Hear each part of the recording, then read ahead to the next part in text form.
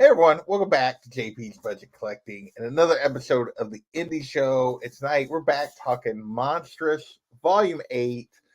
The whole crew came back, which is I'm very impressed by because it's been about 15, 16 months since we did Volume 7, just because they take hiatuses and then we didn't get on this volume right when it came out either.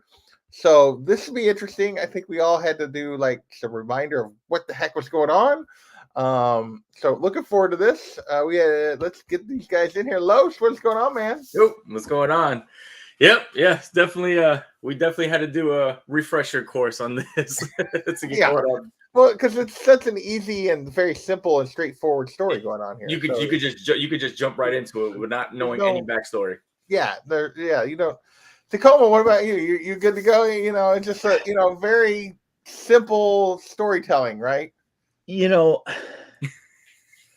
It I know we're being sarcastic, but in some ways it is, right? And in some ways it's hard to really have a summary thought. Every time I almost reach a summary thought, I say, but if only they had done this as well, then that would have worked and made sense here. Or if they had chosen this style to present that in. So I really want to give benefit of the doubt because I love Monstress, but there's just it's shaky. Maybe I don't know. And then last but not least, we got my man Dave Harris, who's like what he said.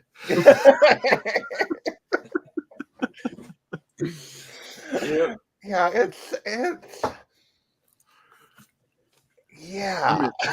trying to summarize what I think about this right now. I want to love the book. I really loved the first hardback. Yeah. Loved it. Loved most of the next stuff, but it seems it just keeps growing and there's thousands of threads that they need to wrap up, in my opinion. I mean, not all of them, of course, because you don't want to wrap everything, but yeah. Yeah. So we had my man GT Key in here early tailgating. He may not be brave enough to come back for this. We'll see. Blue Collar Dan was also in here tailgating. Some Tacoma guy. I don't know who that is. Who's hopping in here. John's in the house. What's going on, John? Los and Berklar, what is happening?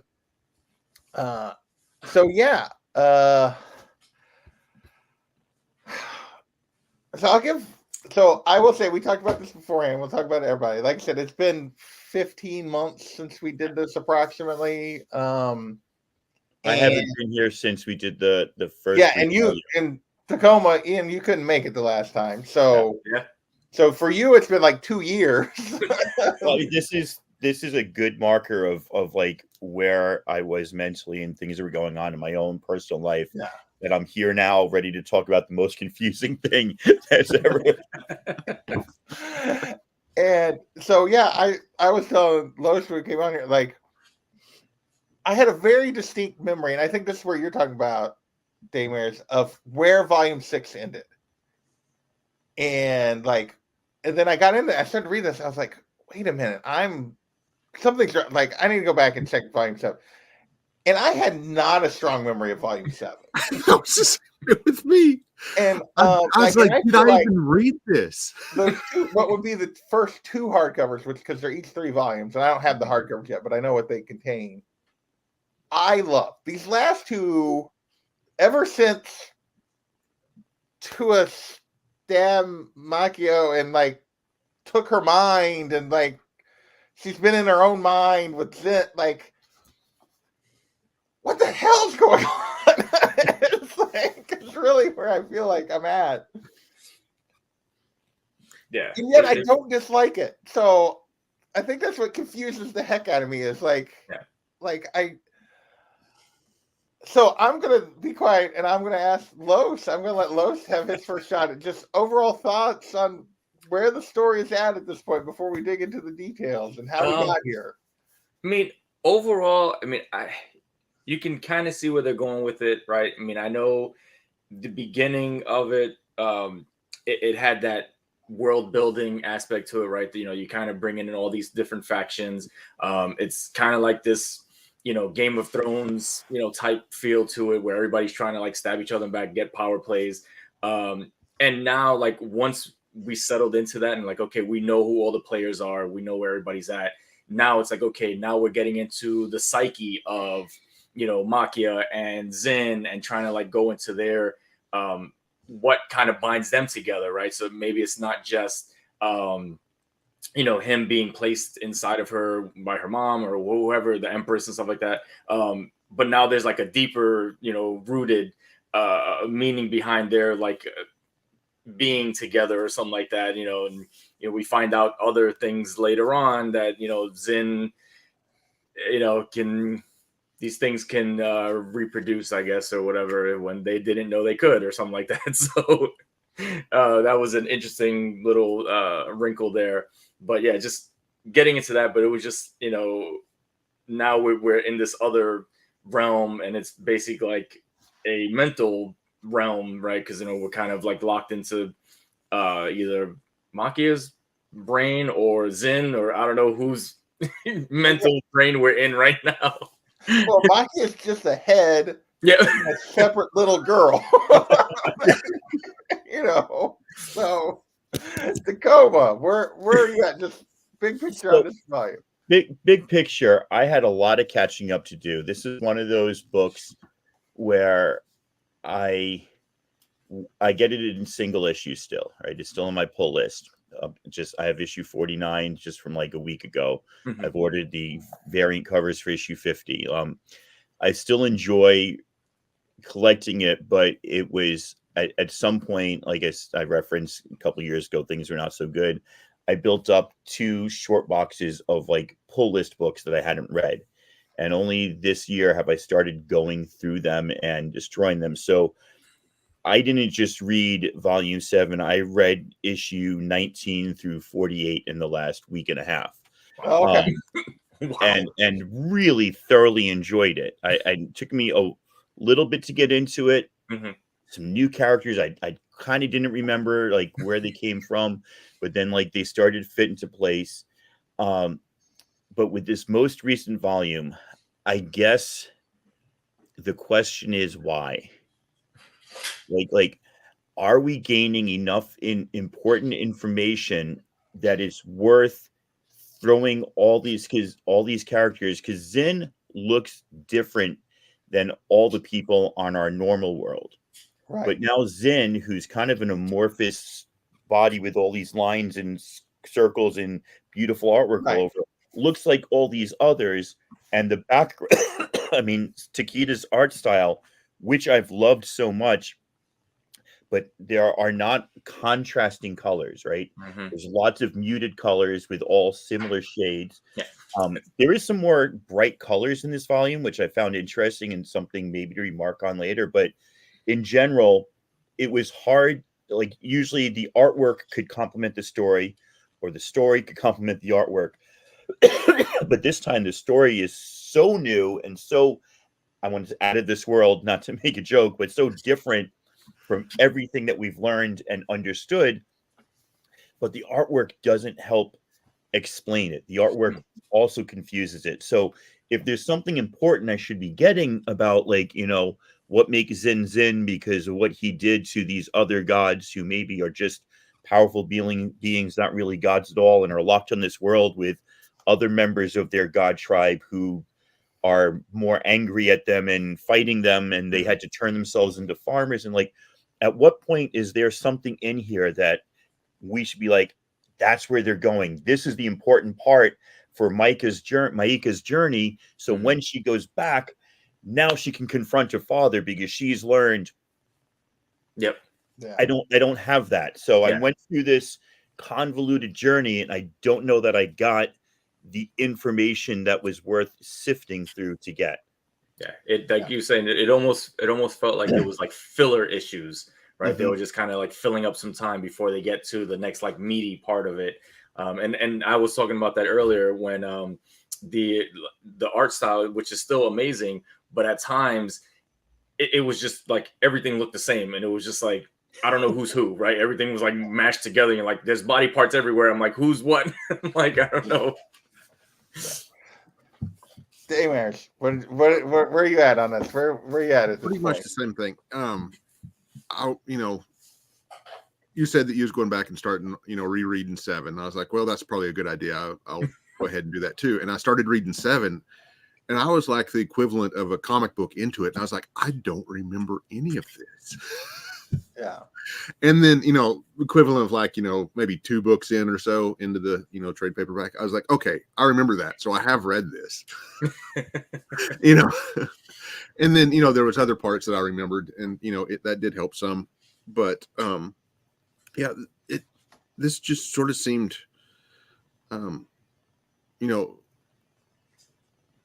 almost disconnected, like her head. It didn't, it just sort of separated from everything else. But the art was another thing that got me. Is before, whenever someone was good and everything, they were drawn so beautifully, and then stuff that was evil was ugly, and this was sort of in the middle, and that might be the whole intent, but it just sort of blended all that together and made it less recognizable for what they wanted you to, feel and see, Yeah.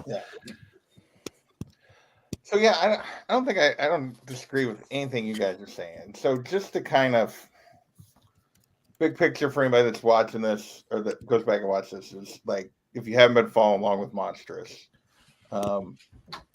like we have this Maki as our main character here that we've been following, and basically 2 volumes ago, at the end of volume 6, she gets poisoned. She's got this old god attached to her body, like inside her, and she gets poisoned. And basically, they were trying to use her as a tool through 7 to get to the god. But her mind is disconnected from her body, basically at this point. So at the end of 7, Kippa and Ren, her friends, go into her mind to try to help her, like leave. And this whole volume is them going to the world where all the old gods have been imprisoned by Zen, who's the god that's inside of her, through her mind. and I'm with Tacoma, like in terms of like, because we see like there's also, because it's in her mind, there's like the little girl version of herself that she hasn't come to terms with. And then the older self that she's basically she hasn't come to terms with either, because she's basically destroyed in her own mind. She's destroyed everything but her head is all that's left. Mm-hmm. And it's this weird. What are you doing, big dog? And the thing I think that frustrated me the most is I thought it was going to be about her accepting herself, which we kind of get there. But there's a lot of stuff going on with the old gods, but I don't feel like we actually got any answers about Zen in this. Right. Like, yeah. And so we can start digging into like some of the individual stuff, but does that make sense to you? Like, I feel like that's why we went there, but then we didn't actually get the real answers about Zen. Yeah, that was part of, I guess the problem with this whole last part of it is that it, brought a lot of stuff in, more stuff in. It seemed like it was trying to explain stuff, but nothing really got explained. And that echo everyone's point. That's why it kind of felt like filler. Is it seemed like they were trying to explain stuff, but nothing really got explained. At least that I gathered. Yeah.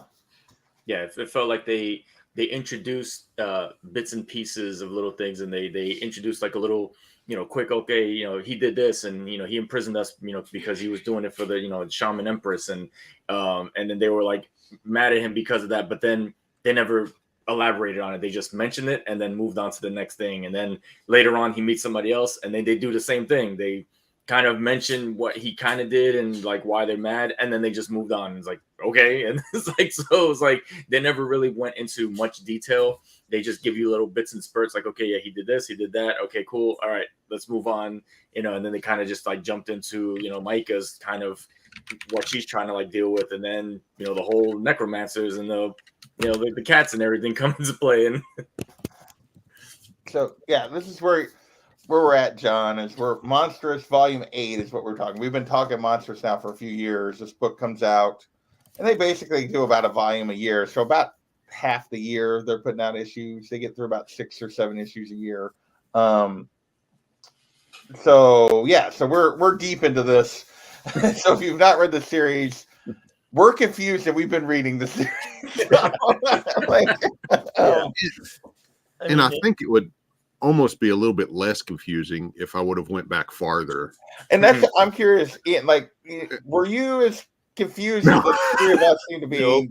No, because like so I mean, if you go back, there was this intrigue at the Dusk Court, right? Is kind of where we were, and that's where she got poisoned. They ended up there after the war at Ravenna, where she spent like a whole volume protecting the city, and we saw some of the more, the human factions, the Federation and the Kumeya. Before that, she was trapped by her dad. Before that, Kippa got lost, and then before that was going back to like the hardcover. So there wasn't like unless it was in the first 3 volumes, which I did not reread, there wasn't like secret connections that make this, at least not that I'm aware of, right, that make this more relevant. I really wish there were, because there was a tendency throughout the book to do this sort of thing, introduce new factions, where it's confusing because not only is the mask artifact important, a lot of people wear masks or they wear hood coverings because they're only half human or they're trying to hide who they are. So it was difficult to always follow things. But by the end of each volume, I felt like I had a good, solid kind of recap on the volume, as well as what the important thing about that or why they did that. So even if I had gotten lost through it, it kind of tied up in the end. This one, they haven't left the world yet, right? At the end of issue 48 or at the end of the volume, they're like it's still nothing's concluded. I'm not even sure. Well, it showed. Oh, they did. Okay. Yeah. They got back and found her dad. I heard that. Yep. Oh, right. Oh, I love and her, to be the continued. artwork on her dad. He looks so evil. And I think that's and that's where I feel like this was more filler than anything else, because like volume 7 and it kind of like ended with like her dad and stuff like that, and it was like it built him up really, to a certain point, that he was, pretty badass and everything, and then it got to this, and now at the end of this they started with him again, so it's like, oh, that's right. In between is just like some filler to get back to that point where now we can see where his, master plan is kind of coming into place, I guess, or something like that. I mean, yeah, because we clearly missed a lot of happenings in the real world while they've been on this dream walk or whatever the heck you want to call it, because she was in the hands of the Dust Court. He wasn't there, and yet now we wake up and he has her and Kippa and Rent, like he's regrown a tail, and been out for a long time, almost starved to death. And, yep. Yeah, they're practically skeletons and stuff like that. It's like, holy crap! It's like, how long were they out? So we're doing a very poor job of like going through the book. It's like, to me, that was probably one of the most redeeming things about this that made me decide that I'm still going to get it later on, besides how great it was to begin with in the beginning, but the last little bit where they wrapped up that was like, okay, well, I see some future for it. This may not be my favorite chapters of it, but I can.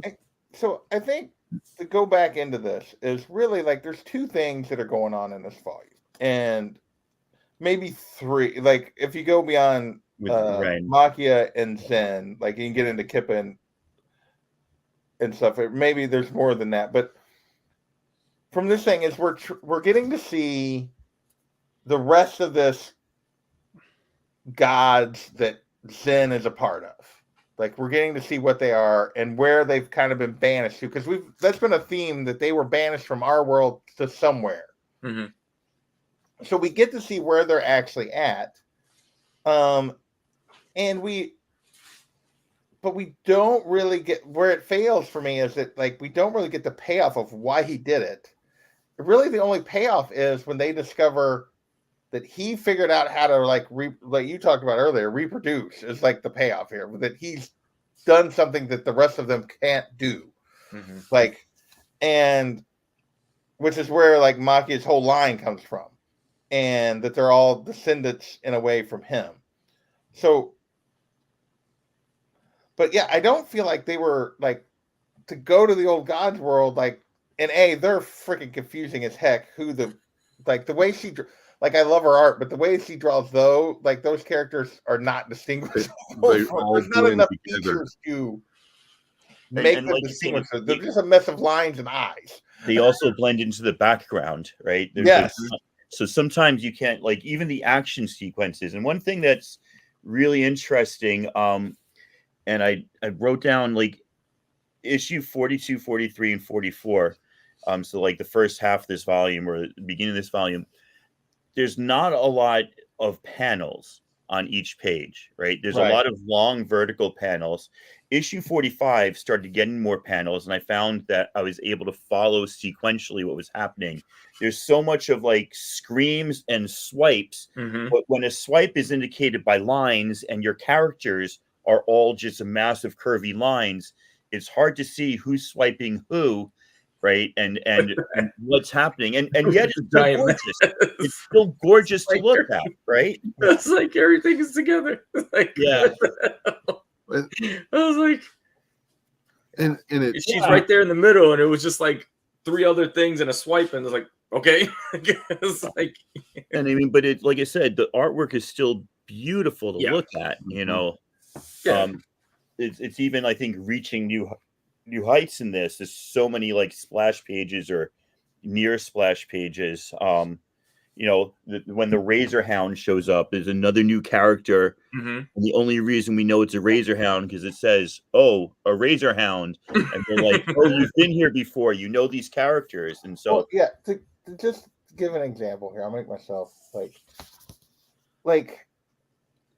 this is a full out bat, all these different gods, and they're in the center, and it's like, where does anything end and anything begin? Yeah, there's a lot going on. And I love her art. It's fantastic. Like you said, there's panels in here that are just amazing. But they did use the different colors for the different dialogues of like Lycar and Raina. Yeah. But then at some point, they also went back to black and white for some of them. Like they were not speaking as a god.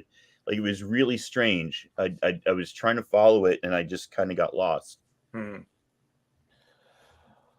So I feel like maybe rather than trying to go through this, like, do you guys want to try to go through issue by issue? Do you just want to talk about what's happening with some of the different characters here? I don't know. I don't really know how to talk about this. I think because it kind of like I think even the first issue of this volume was mostly just talking. There was a little bit of some backstory with Maika and the girl that kind of like betrayed her and stuff like that. They kind of gave a little backstory of that with her and Jen. Little bits in there, stuff like that. But then it was mostly just like talking. We really didn't run into too many people. I think the next issue is when we kind of like ran into some newer characters. I just want to I'm just showing some art because like it was just tough until we got to a certain point.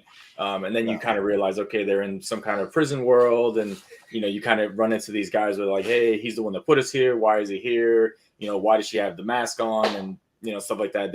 Everybody felt the presence of the mask on the world, and everybody's like, okay, we can use this thing to basically get out of here and go back to the real world, essentially. So it felt like maybe that was almost like the main goal of this is like, once they found out that the mask is here, that they're like, all right, well, that's our opportunity to go back. Let's get this mask, basically. But that's pretty much what I took from it is like, I don't know if that was the intent by whoever put her in this dream state, is to maybe draw out these individuals or these other beings. I'm not sure. So it's very weird because poisoned her, Mhm. like separate her mind from her body, basically, and put her in a state, sort of. And then her aunt gave her something else, like that Right. kind of set this off. Then Ren and Kippa entered her mind, and Yep. then we get like the weird cat god, like Right. They enter through the Adara Farclaw through the belly yeah, or like something they're holding up like an empty picture frame.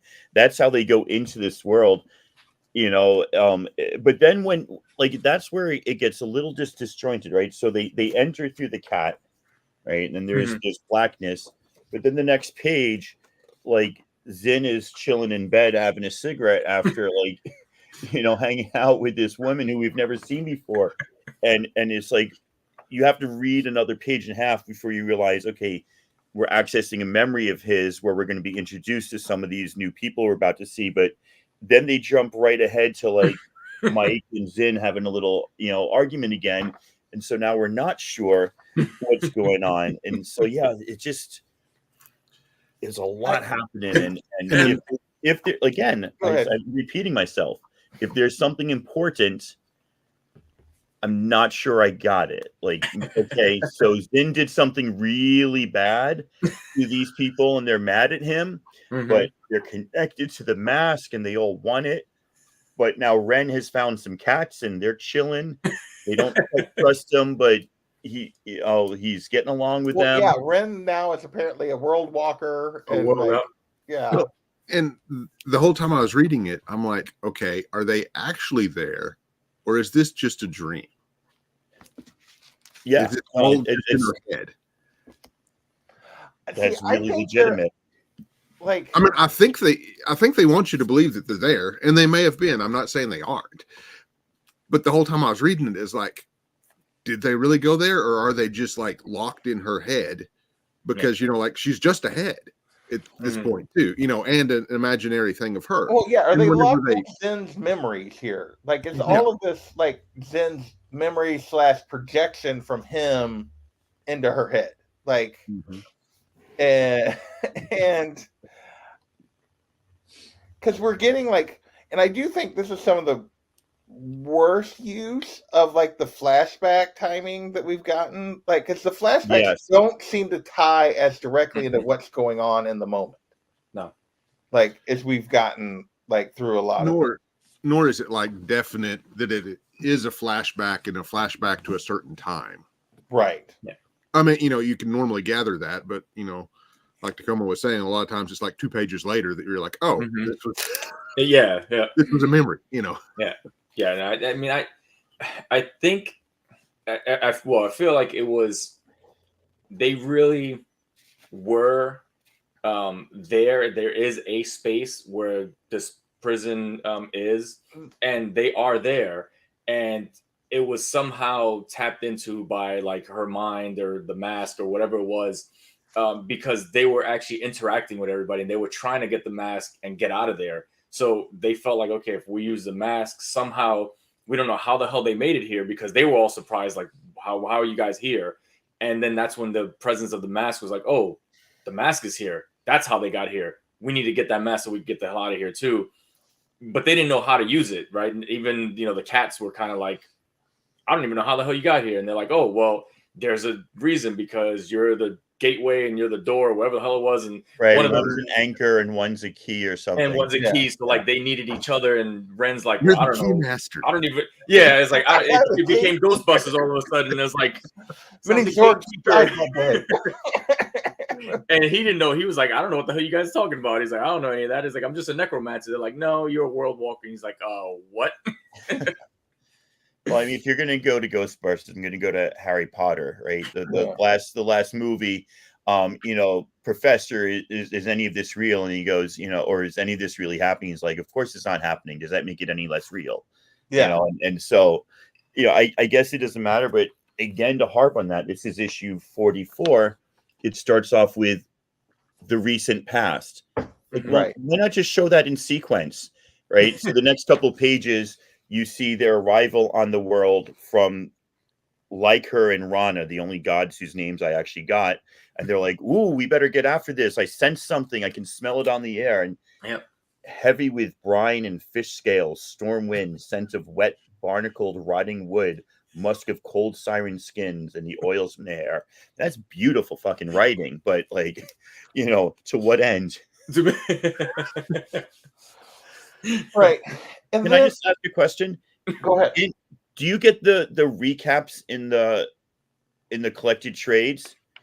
Because at the beginning of every single issue, that top paragraph there is the same for all the issues in the volume, but the second paragraph sums up what immediately happened in the previous issue. No.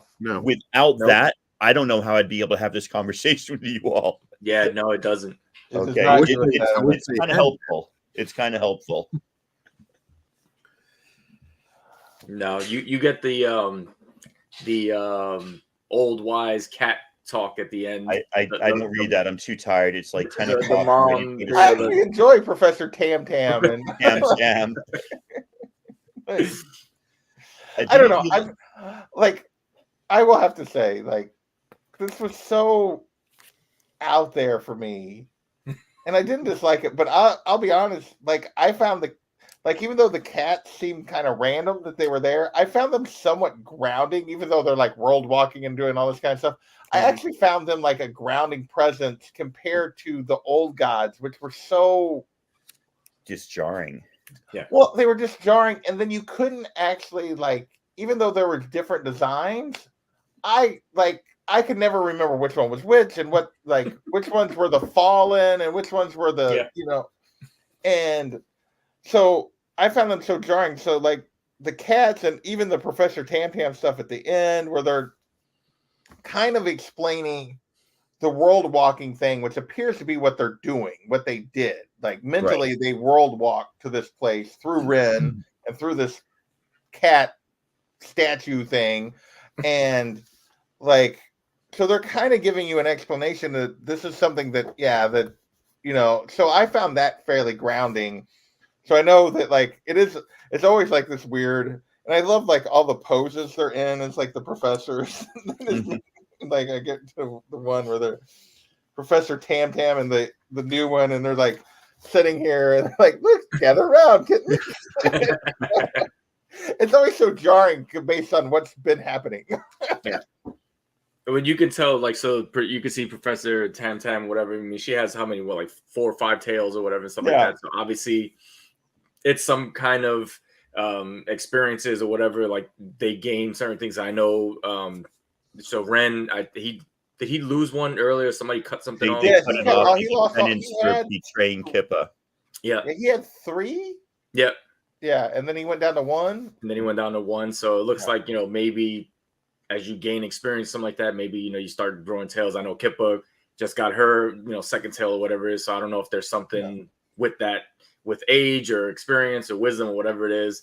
But yeah, probably my favorite part of this was probably with Ren and the cats and stuff like that, meeting all these interesting characters that they were in their dwelling, and they're like, well, we've been hidden here for so long and stuff like that, and they were interesting to say the least. So I found them a little more at least uplifting, if you want to call it that, but at least it was a different change of pace with when you were with the cats and stuff like that compared to like just the old gods and the fallen and everything. They were just, it was all the same thing. Like, oh, we hate Ren or Zin, and that was it. They just kept harping on that, and it's like, okay, like sure.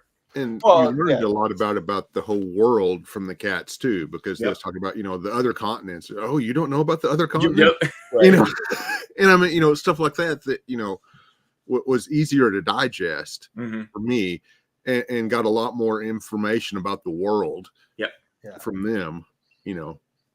And it's philosophically, it's an interesting question, right? If you have to reread something or read something closely and slowly to figure it out, does that mean it's full of hidden meaning and symbolism, or does that just mean it's not written well? I mean, none of us would want to read Silver Age comics, not collect them. I love to collect them, but reading Silver Age comics, it's very, very childish, like stories and with lots and lots of words, but it's onerous to go through. I still really want to keep reading Monstress, but if this had been volume 1, I might have been done with this book. Oh, right? If the first thing was like, we're going to travel to a world where you can't tell what the fuck is going on, you'd be like, I'm done. But now I'm like, okay. So they wrote a volume I didn't love as much as I loved the previous 7. Let's keep going. I can't wait to see if they found something on that world that's going to help her fight her father, or, you know, help her reconcile to her. And here's one thing. I know that we're looking for growth in Maika. I would have liked to seen a bit of it, but she still seems to have gone back to bratty Maika, who's mad at everybody. And Kip has got to be like, up and forwards. Come on. You have to love people even when they hurt you. That's what real love is, miss. We can still learn. And shut up, bitch. Oh, I'm sorry. I'll grow. I'll become better. But like, she keeps going through these cycles, and I want to see it like, get, you know, a little bit better. But it's like we're not quite there yet. Yeah. Well, it's getting a little tedious. I mean, I do think so. Let's talk about Maika in this volume a little bit. So throughout this volume, there's like 2 versions of her that's represented. Mm-hmm. There's the little kid and then current Maika, who's just ahead in this volume, and then there's this little avatar of her as a child that, like, she is basically hates because child her, sort of against her will, like, I think is responsible for the death of her mother, and like because they put Zen in her, like, so she has so there is some growth here toward the end where the 2 of them, like, because at one point she's like, she can die or whatever, and it's like, no, she can't, like, you can't let the little version, the innocent version of you die. We do get to see at the end of this them sort of embrace, and her coming to terms with the fact that, you know, it's not your fault. What has happened to us is not the fault of the little kid version of her on these pages at the end. But I think what I'm getting at is Maika's had those revelations before. Yeah. Where like she realized Kippa wasn't going to leave her, or she kissed Tua even though Tua had betrayed her. Like she'd had this sort of growth, but now it seems like she's gone back to cranky Maika until the end of the volume. I'd like to see like a step up where she doesn't backslide, you know, like a new launching pad for her for like the next volume. But this was more like, I will say, I only slightly disagree with what you're saying, because she does seem very bratty throughout this, but I do feel like this was a little bit different because the other issues were her trust of anyone else. This had to do more with her self-hate. Like, this was more about like how Maika feels about Maika. Mm-hmm. Like, whereas the other was more about how she felt how she just didn't trust anyone and kept everyone pushed away. So I do think maybe it's not as big a step back as what we think, because it's very much, because it's all inside her, like literally. All her psyche. Yep. You know, so I do think we're seeing some growth here. I don't think it's quite as bad, because she doesn't really ever like push Kippo away during any of this. Like, she's trying to basically push. just Kippo keeps calling her on being her self-hate, but like she's not really pushing her away. So she was basically pushing away her younger self, right? And it was almost to the point where it's like when she said, "Well, who cares? You know, she could die or whatever," stuff like that. It was almost like she wanted that part of her memory or whatever to just die off. Like, she didn't want to remember it anymore. She just wanted to, like, I don't care about that. It was awful, and you know, this sucks. I just want to move on and, you know, be my hateful self or whatever. Because that younger self, you can see that there was still compassion there. There was still that child innocence, right? You know, she felt like, I can still fix things. I can still make things better. And, you know, the old Mike is like, no, you can't. We already know it's awful. You can't do anything. And she's like, no, you need to reconcile and realize that this wasn't your fault, right? You were a child. You were put into this position, right? other forces happen upon you. And those are the things that she just felt like, oh, it was me, it was my fault, and it's like, no, it's not, right? And I think that was one of the things where she kind of had to like come to terms with that, and it's like, hey, you need this younger self, you need that still in you, right? You still need some kind of innocence and some kind of good in you, basically. Yeah. You can't just be all bad, because then you end up like your dad. Yeah. Damars, what about you? What do you think about Maika in this book? I think she did have quite a bit of personal growth at the very end. Yeah, and it's only in the last. It's only in the last pages. And then and I hope that sticks. Mm-hmm. I'm really hopeful it does. I don't know, because like Tacoma was saying, she kept getting better, it seems like, and then something would take her back to sort of be her old self, and she was definitely her old self through most of this, especially in the beginning. Yeah, even to herself, she was probably worse to herself, her young self, than she has been to just about anybody else in the whole series.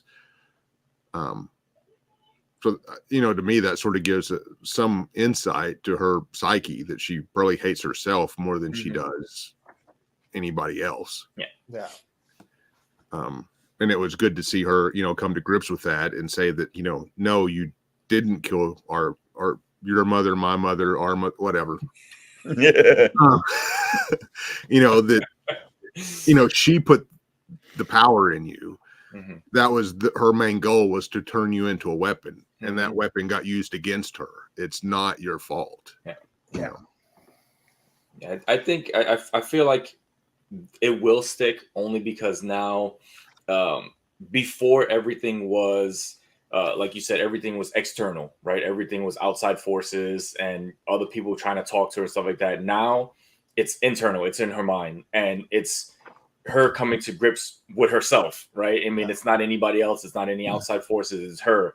Like, younger version, this version, like, you came together in your own mind. And I think now is when we'll see that personal growth outside of it, right? Once she comes to and we can start going forward, I think now we'll see that growth. Hopefully that's what I'm getting from this, is when they, you reconcile in your brain. I'm hoping that in the outside it will translate. So we'll see how it goes, though. It does seem like, go ahead. Kippa seemed to be gaining a power in the volume before this, like a greater, and she does use this like mind connection to like save young Maika, who she calls little sister, towards the end of the volume. So it's another thread that sort of like didn't get fully picked up on. So I'd like to see more of what Kippa is becoming. Didn't Kippa have her own solo little like one shot that happened in between the issues? I thought she had it was a two-parter, but I think it was Kippa back in the camp before all this took place. So it was like telling a story that they didn't have time to fit into. I think it was in one of the, I thought it was in one of the volumes, but maybe. Oh, was it? Yeah. Did they stick it in one? Maybe. I don't know. It was in one of, I remember reading it. Yeah. 6 or 7 or something like that, right? Yeah, I think it was in 6, maybe, or okay. Yeah. It wasn't in 7. Yeah, it definitely was not in 7, because I just flipped all the way through 7. So what do we think about Kippa in this volume? Like, don't feel like she gets much to do, really. Like, other than she continues to be like, she therapist for Maika. Yeah, she's just the moral compass. I mean, it's the same. It's always like she's the best of all of them. She's the one that sees, bright skies and stuff like that, and sees the best in everybody. And she just basically grounds everybody. It's like, listen, we have to do this. We have to be better. We can't just give up. And she's that one that driving force that just keeps everybody going. Because without her, everybody would just give up by now. It's like, I think it would have just been over. Yeah. So there's a bit of connective tissue, right? Where she kind of has physically held people together through like those statements, and the fact that like she's true to her word. She won't give up. She won't leave anybody behind, right? Like if they were going to go back and Ren wasn't going to go with them, or little young Maika wasn't going to go with them, or something, she'd say, no, we have to, all to go together. But I think the power that she's having, she's kind of able to go into people's minds or into spirit realm and actually connect people, which is kind of nice. It's just like an extension of what she's been doing through her cute little earnest words so far. Yeah, but she actually has we're seeing it more and more that she's got an ability, and she starts to seem like she's starting to understand and use it a little bit. Like her ability to like connect, like you said, to connect to people in a way that they don't necessarily, that others cannot. The other thing we get with the two of them is like midway through the volume, when Maika is looking for like little Maika, she gets this vision of little Maika controlling all the old gods with the mask and basically destroying the world. At the end, when she finally we see Maika and her younger self kind of finally come to terms with each other and embrace each other. We see Kippa, who's all happy, but then she gets a vision of what the potential that she's wrought here is Maika doing the same thing, as an adult and even more powerful. And so obviously, I mean, that's sort of the balance this whole book has been about, is she's had this power in her that can either, seems like mostly is for destruction, or the most obvious use of it is destruction, I guess. Yeah. That she can destroy everything. So what do you guys think about, they keep driving us home clearly, but I guess maybe that's where the story's going, but I have the feeling it's more of like a redemption story than that. But what do you guys think of continuing to hint at, Maika is the destroyer of worlds, basically? Yeah. Well, if her father is like the final big bad, and he's lasted quite a while and seems to be above everybody else, like he's manipulated the Dusk Court and the Dawn Court. He dropped the bomb not to blow up a city, but to find the mask underneath the city. Like he seems to have a bit more control. He's got one of his, spies working in the court. He seems to be like the biggest and strongest and most continuous of all of her adversaries. I mean, right? Isn't that great? That's animal. We talk about her art, but look at that face. I mean, and that evil smile actually reminds me a little bit of Two Edge from ElfQuest. I've been thinking that a lot. There's like a few parallels in this, and I'm wondering if either of them read ElfQuest, but I digress. I think the idea is, this is going out on a limb, but can she beat her father without destroying everything to do it? Yeah. Right. Is there a way to, and it might be self-sacrifice, right? And she has to give herself up and just live as Zin, or Kippa will carry on her legacy, or I don't know what, but will she be able to beat her dad without just blowing everything to smithereens? Mm-hmm. That would be kind of my guess as to where we're going to end up in however many volumes from now. Does she have Zin? At the end of this, it appears that she does not, that he does. But yeah. Or that he's trying, at least, to take Zin. He had held Zin before, but he couldn't do anything with him. Yeah. Right. Well, I think that was when he had mentioned it before, right? The dad had mentioned it before that was his ultimate goal, right? Was to basically just end it all and then kind of rebuild and restart, right. Fresh or something like that. Travel back to travel the stars again, right? Yeah. So I think, I feel like it's I forget these things until you guys bring them up. I'm so glad there's 4 people here.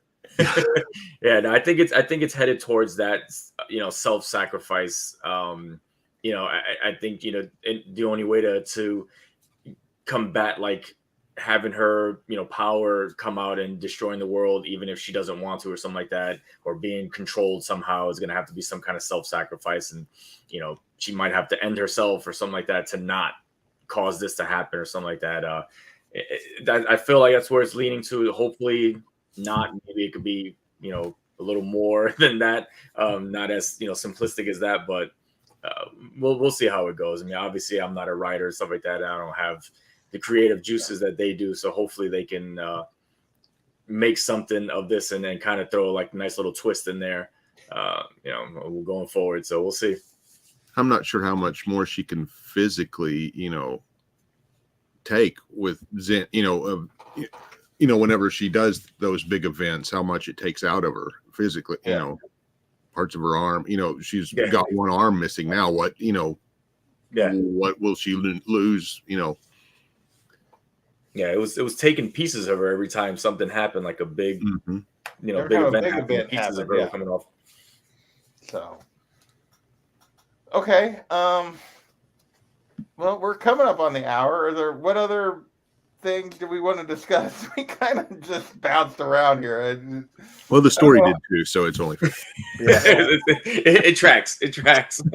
I was trying to figure this out, so I looked online, and the only reviews of volume 8 or like story discussions pretty much echo what we're going through. Like this was the hardest to follow volume by far, but we still like it, sort of thing. Like the discussion we've had here is certainly the same discussion that I've seen elsewhere.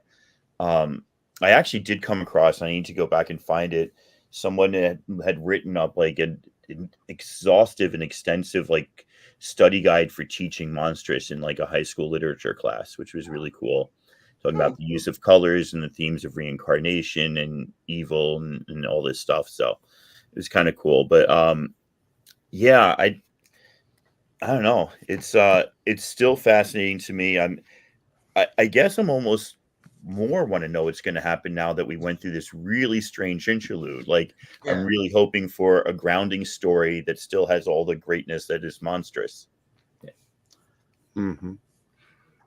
Yeah, I think now, obviously we see that, the dad in the last panel and stuff like that. I think now going forward, we're going to be obviously back in the real world, and now we're going to see what was taking place, how long they were out for, and what, her dad was able to accomplish in that whole time that they were out, and see where his plan is at, because obviously they've been out for a while.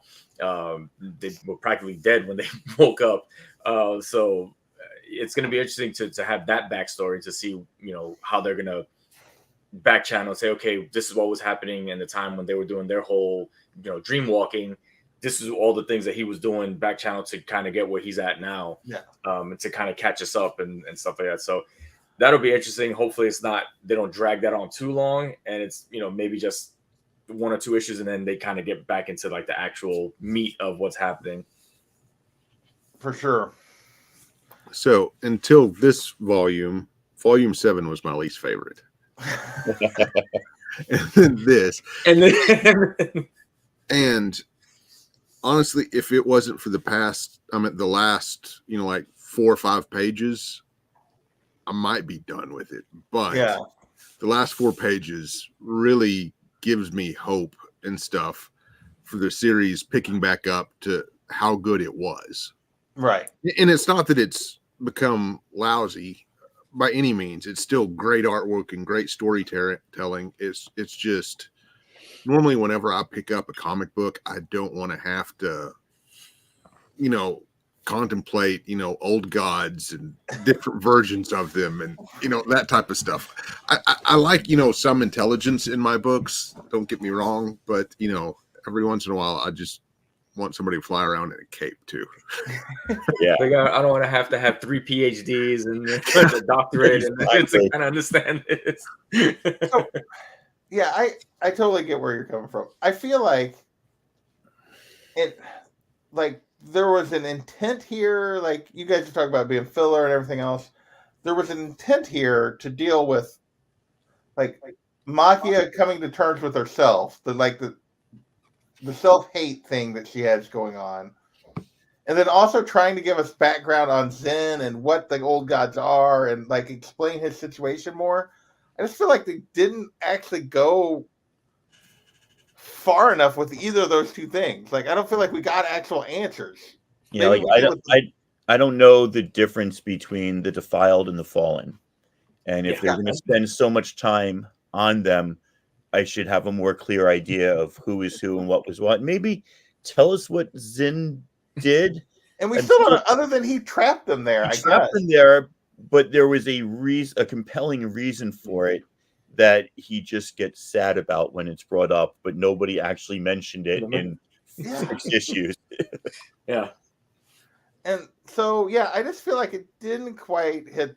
Like, this could have been really intriguing, but it didn't quite hit the mark. Mm-hmm. I don't like. I said, I don't hate. Like, I agree with. Like, that last issue where they escape, and then we get the whole thing with her with coming to terms with herself. We get the vision of her potential future, and then we're coming back to Dad in the real world. Yeah, I'm still in. It's just like I'm ready for it to. Yeah. I'm ready for not all the answers, but a few. Give me a few. I was. Yeah. I do have to say, I guess I was more into it after I finished it than I was During whenever the I read. started issue 8, and especially 3/4 of the way through issue 8. Yeah. Well, and I mean, JP, not to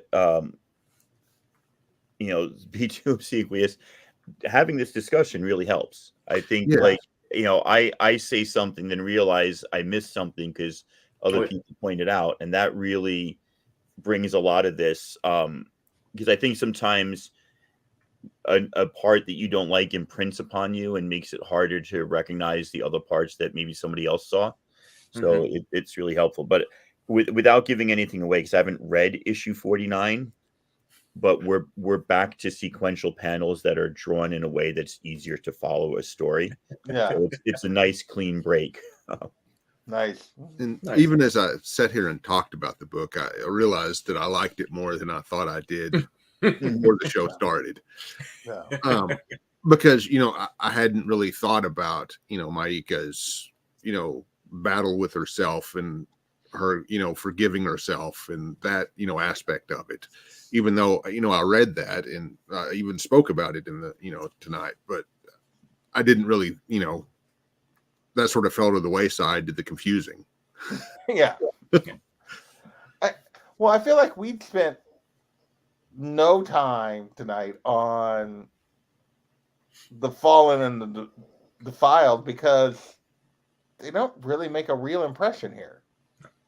They're just sort of a means to an end of, and like you said, it's where Lois kept calling it filler. Like, to a certain degree, there's no payoff to why we're dealing with them, at least at this stage. Maybe there will be, but at this stage, there's not. And it's just kind of like, okay, there's two like sects within these old gods that are fighting with each other, and neither of them like Zen, and like There's cats. Yeah, and the cats don't like it either. And we didn't really talk much about the cats. I enjoyed the heck out of the cat stuff, but like, is there anything there that you want to talk about before we wrap this up with Ren and his? I mean, it was interesting to see how. I mean, because I know he was a lot of times he was put down. The cats were always kind of like pushed to the side, even in the real world. They always made it seem like, whatever, these damn cats and stuff like that. But you kind of hear from like, Professor Tam Tam, always saying that the cats are pretty much one of the oldest, besides obviously the old gods. They're pretty ancient themselves. They've been around for a while as well. And, they kind of just got pushed to the wayside.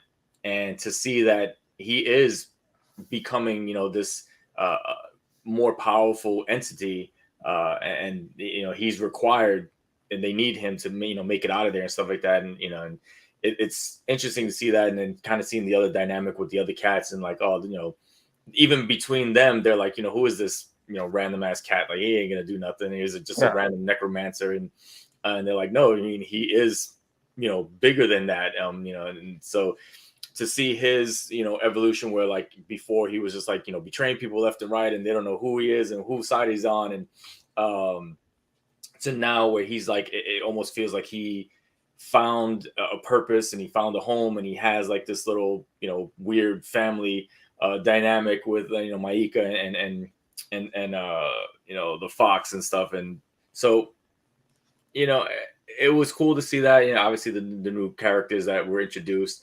Not sure if we're going to see them again because they didn't make it out. So, but here's the question, Mike. So they open the passage. They were all just there mentally, so they go back into their bodies. Mm-hmm. So do we know that none of the others made it? If they were really there, then the others could have reappeared anywhere in the world. That's one of the things that made me wonder if it was just all in their head. Mm-hmm. Yeah. So it really depends on whether they or not didn't appear somewhere too.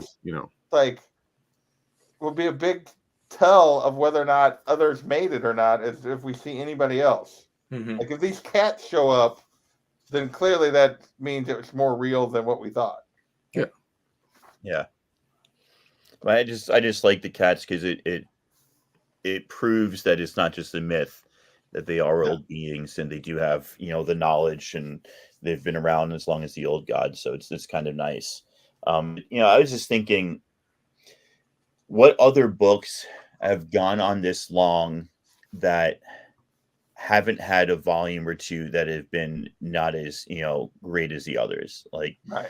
Deadly Class, I think, had one of the greatest endings, but there were some volumes in the middle there that, like, I didn't love.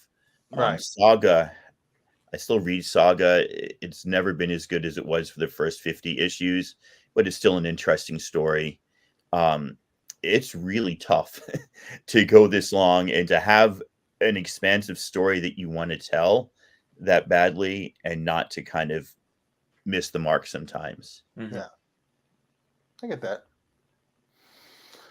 All right. I feel like we've kind of done final thoughts, but anything else you guys want to say before we wrap this up? Yes. The artwork is still on point. You can't deny that. It's still amazing, regardless of there's a few here or there that might be mashed together and stuff like that. But, overall, the artwork is still amazing. The storytelling is actually still pretty good. It's just, this was a little kind of mashed together and kind of, out of place and stuff at times. But it still has some meat in there. You just kind of have to dig through it and find it. Hopefully, like I said, it pays off. Maybe not in this volume, but hopefully the next volume and next issues, it kind of pays off. But again, it's still enough to pique my interest to go into the next volume because I've been here this long. I need to see. I can't just end it now and be like, "Hey, gotta know." Yeah, I'm in too deep. I need to see where this goes now. So. Tacoma, Daymares?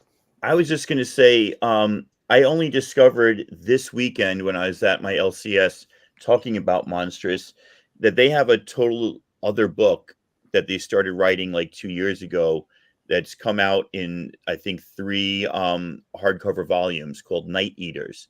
And I got to look at it at the first volume.